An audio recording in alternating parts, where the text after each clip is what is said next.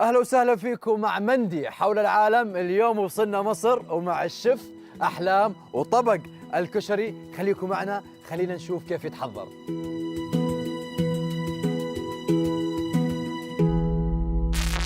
طبعا ودنا نرحب بالشيف أحلام من مصر أم الدنيا. يمسيك بالخير. اهلا وسهلا فيك. بين اهلك وربعك واخوانك ما شاء الله عليكم، ما في مثلكم ابدا نشامه. الله يسعدك وشكرا على الضيافه تبعتك. كل الاحترام. ودنا نسولف عن الطبق. شو طبقنا اليوم؟ كشري. كشري. الكشري خلاص معروف لأهل مصر. أكيد. أوكي. نشوف شو المكونات. المكونات سلقنا المكرونة. أوكي. مكرونة إسباجيتي نمرة 1، وفي نوع تاني مكرونة صغيرة. تمام. ورز بشعرية. أوكي. وفي عدس كله بروتين فيتامينات. 100. طماطم. أوكي. طبعا هاي مش حار. هاي صلصة ولا دي نفس؟ لا دي طماطم فريش. اوكي. وحمص طبعا كله برضه بروتين وكتير مفيد. وهذا ودون حار. تمام. ده حار فيه مكونات كتير. ايوه. للي عايز حار عايز، واللي مش عايز براحته. أوكي. وطبعا بصل مقلي. 100. نرجع لعند الرز. شو الرز اللي استخدمتيه؟ بصراحة احنا بنستخدم رز مصري. بس انا جربته. قلت اجرب الرز المندي البسمتي. يعني ما تخيلت ان هو هيطلع كتير كويس بصراحة. يعني عجبك؟ كتير بجد. يعني انا عايزة كل الناس تجربه وتشوف. تنصحي؟ بنصح يعني الناس. ان شاء الله، اذا ان شاء الله وبيطلع كمان مفلفل وكتير حلو. بيطلع طيب. كتير حلو. نشوف كيف طريقته. انا دائما بدي اروح اكل الكشري، يعني ما عمري كليته ببيت، خلينا نقول. دائما اكله بمطاعم. ويجيني الطبق جاهز. بس اليوم بدنا نتعرف كيف يتحضر. اكيد. تمام. نقول يا رب. يا رب. يا رب. بسم الله. خلينا نسمي بسم الله. بسم الله يستي. طبعا اول حاجه الرز. نحط الرز. يلا بسم الله. والله شهيتيني. يعني هسه بالنسبه للرز احنا بالبدايه كيف حضرتيه؟ شو حطيتي عليه؟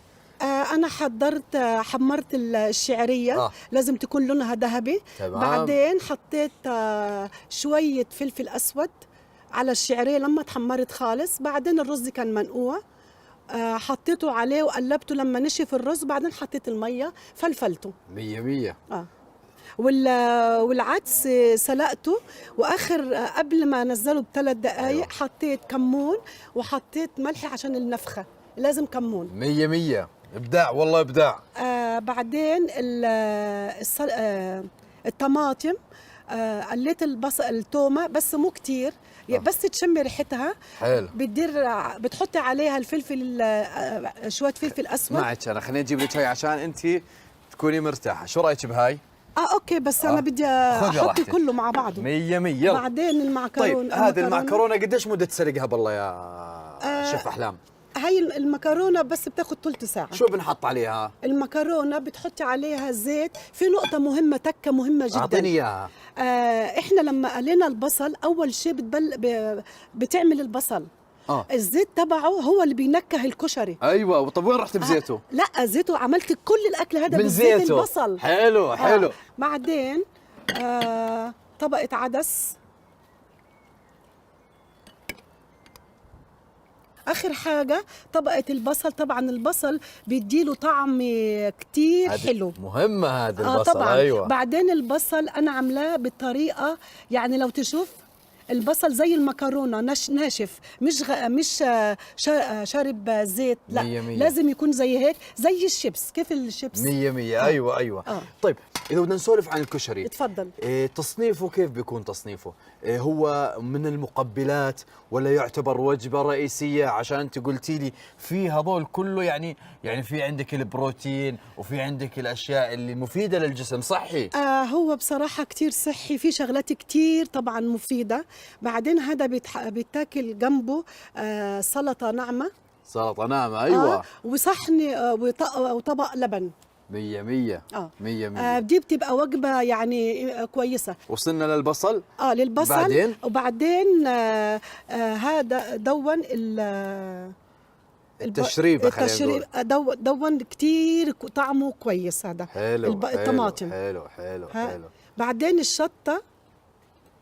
الشطه ديت حسب انت عايز شطه ولا لا. هي شطه حار. عملت الصوص، اخذت جبت الثوم، يعني 3 دقائق، حطيت عليه نتفة كمون، شوية كمون وشوية فلفل أسود، وحطيت عليه الشطة الحار. 100. لما طلعت الريحة رحت حطيت مية الطماطم، وحطيت صلصة الطماطم. والله إبداع. زي ما حضرتك شايف. والله إبداع. إذا بدنا نسولف، وعليها كمان عليها كمان ليمون. حلو. طيب. عشان تبقى حامضة، فيها حموضة، تحس ان انت بتاكل أكلة شهية. 100. إذا بدنا نسولف شوي عن المطبخ المصري. والله احنا عندنا حاجات كتير، بس احنا ما عندنا وجبة رئيسية. يعني احنا عندنا أطباق متعددة كتير. انتوا هون في الأردن عندكم الطبق الرئيسي معروف المنسف. 100. بس احنا عندنا أطباق يعني كتير، ما عندناش حاجة رئيسية مظبوط. 100. يعني احنا عندنا الرقاق باللحمة. حلو. عندنا مثلا البصارة، عندنا كفتة بالرز. 100. يعني عندنا حاجات كتير يعني. طيب احنا لو بدنا نسولف عن استخدام الرز بالمطبخ المصري، انا اتوقع ان الرز له استخدامات كثير. طبعا. يعني اول حاجة الكرنب الملفوف. انتوا بتسموه هنا الملفوف. احنا بنسميه كرنب. حلو. ده لازم فيه رز طبعا، الخلطة المصرية على اصولها. يعني انا بعمله كتير كويس. ما شاء الله عليك. هذا واحدة. تانية ملوخية طبعا بالارانب. الله. لازم يعني هسه بس اذا نوقف على الملوخية بالارانب، هي فعليا بالارانب. بالفعل. بتجيب الارنب وبتذبحه زي الفراخ. 100. بس نسبة الارانب الناس هنا ما بتعرفها. مرات ناس بتقول لك لا، بس هي فيها نسبة بروتين عالية في كل المنتوجات، اللحوم والشغلات او الحاجات اللي زي دي. شو في كمان اطباق؟ وطبعا عندنا كفتة برز. لحمة مفرومة ورز وفيها شبت وفيها بقدونس، وفيها بنعملها طبعا على الماكينة، وبنكبكبها، بنعملها ونقليها في الزيت، ونعملها مع صوص زي ده. 100. طيب وطبعا في حاجات كتير يعني، وفي رقاق باللحمه المفرومه. حلو. وطبعا حاجات كتير عندنا. الله يا رب يعطيك العافيه. الله يعافيك. هيك طبقنا جاهز. شو ضايل اخر شيء؟ اخر حاجه هو جاهز، بس الصوص الحار حسب الحاجه. حسب انت بدك عايز او لا. تمام. طب ما شفنا الحمص الحب. الحمص هذا احنا بندخله عشان بروتين، عشان يكون الوجبة يعني مشبعة. طيب خلينا كمان نسوي كمان صحن. هي هذا الأول جهز. وخلينا نضيف بيه أنا حطيت صحن مش من غير حمص. ممكن ما حداش عايز حمص. طيب وصحن بحمص. أنا ودي حمص حب. يلا بالبداية نبلش بإيش؟ بالبداية هو الأساس. بالبداية أنت بتحط الرز. أوكي. أول طبقة، بعدين تاني طبقة مكرونة، ثالث طبقة العدس. الله.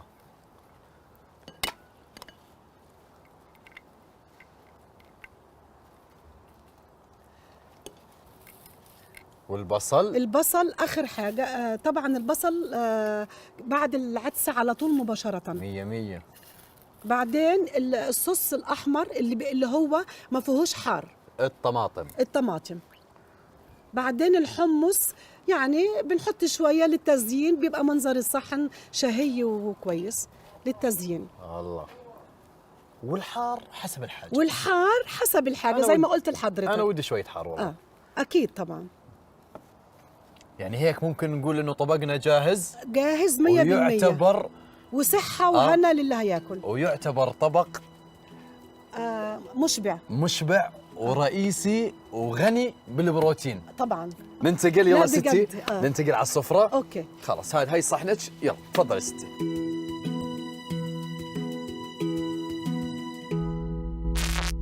شوف أحلام، الله يا رب يعطيك العافية. الله أبدعتي. يعافيك. شكرا. بس سؤال صغير.